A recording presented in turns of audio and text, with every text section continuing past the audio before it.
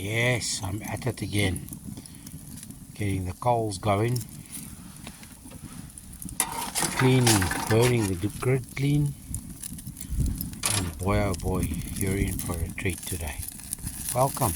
Good of you to join me for a treat today.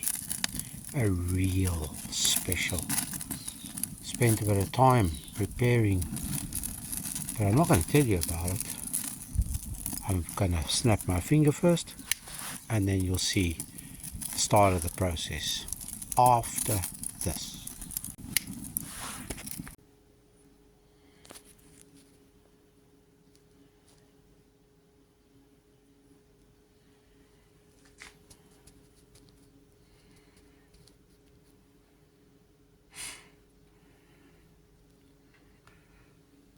We went to the butcher yesterday, and he had a lump of strip loin. So he said, could you cut us 3 nice steaks?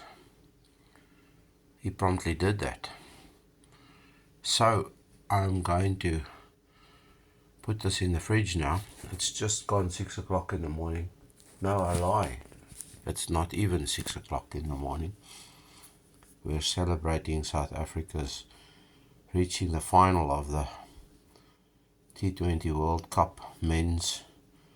No, you know what happened. I don't have to tell you. We have to wait. But this is the first time a men's team has got that far, so we're celebrating. Anyway, these are lovely pieces of meat. There's my thumb. I just need to show you. That's probably about the thickest fat cap of the lot. Seasoned, just salt and pepper. Going back into the fridge now. And then I will reverse sear them before they go on the coals at about 6 o'clock tonight. In other words, they're going to be in the fridge for 12 hours.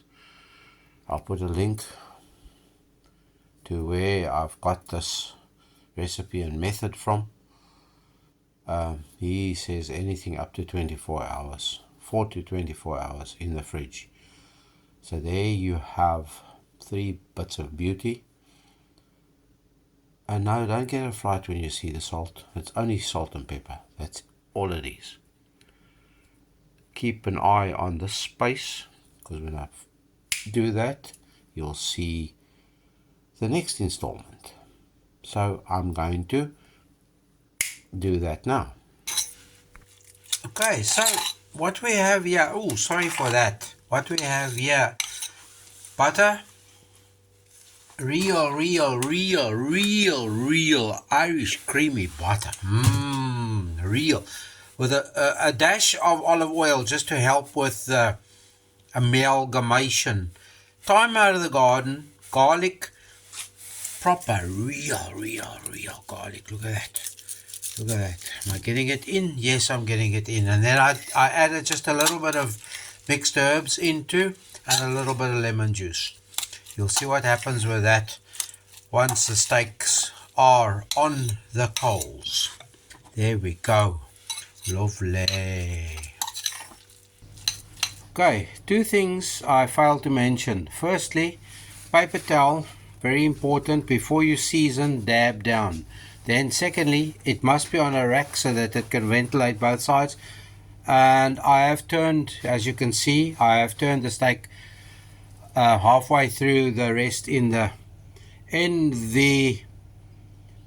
refrigerator. Next up, I've got the oven going here to preheat it slightly.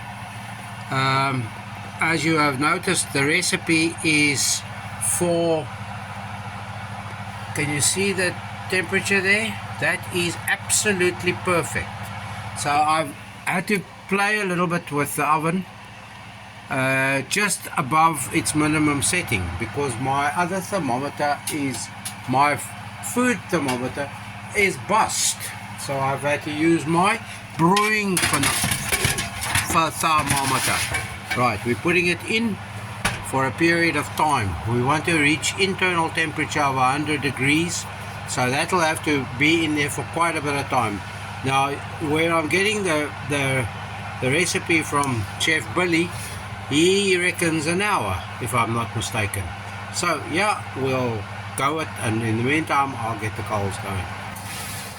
Now if you've seen some glass before, that's what they look like after 45 minutes in the oven. I'm going to bring them out now and take them to the coals. So there we go, oven off, oven off. Let me bring them out here. Take them together with our butter that we prepped, but you'll wait and see what happens there. Out we go. Are you ready? My doting audience. Here we go. 1, 2. I don't want flames, I need to close. 3, close. Okay, that's the first 2 minutes. Side 1.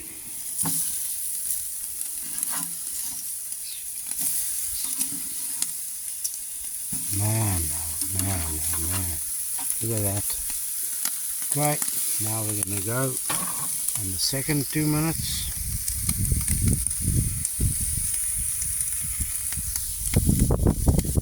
Let's close again.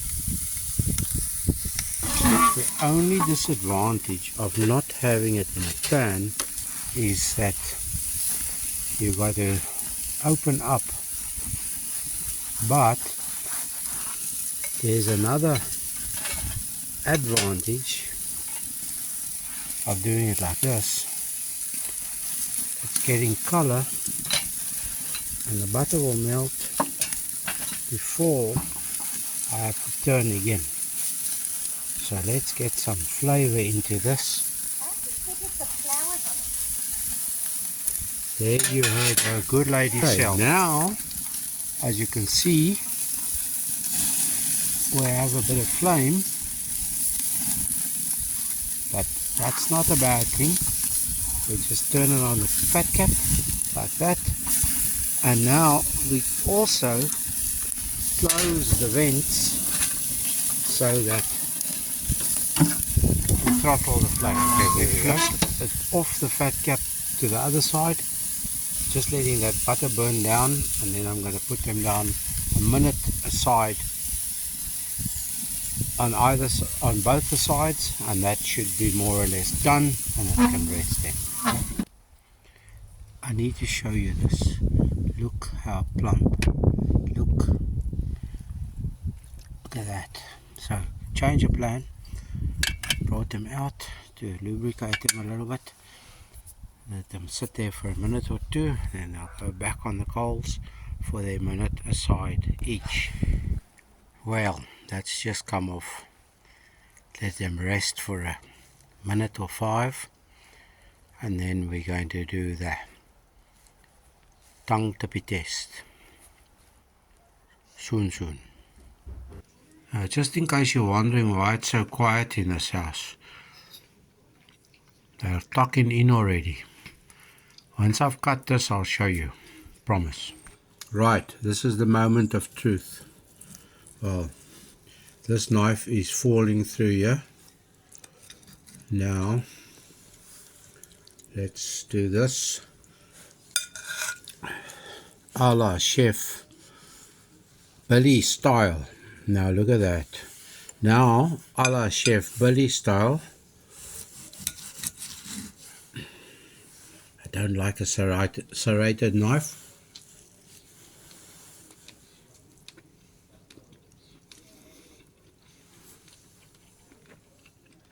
I promise you it will be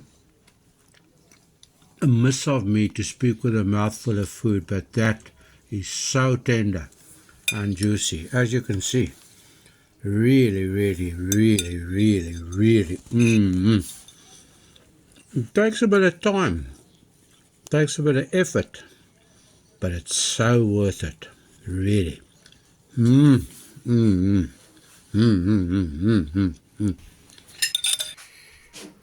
What do they say in the classics about, alas, all good things come to an end? There's the last bit, and that's going to go disappearing right now.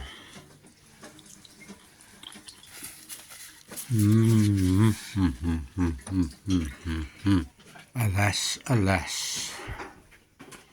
All I have left now, I think there might be ice cream in the fridge, but seeing that I don't do ice cream in the fridge, or even out the fridge, I'll just slurp it down with a bit of good South African pinotage.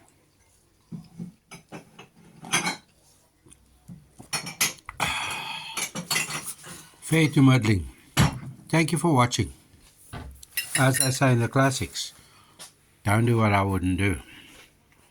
Be good, or be good at it. Bye! Thank you for watching. Please like, subscribe, and ring the bell to receive notifications.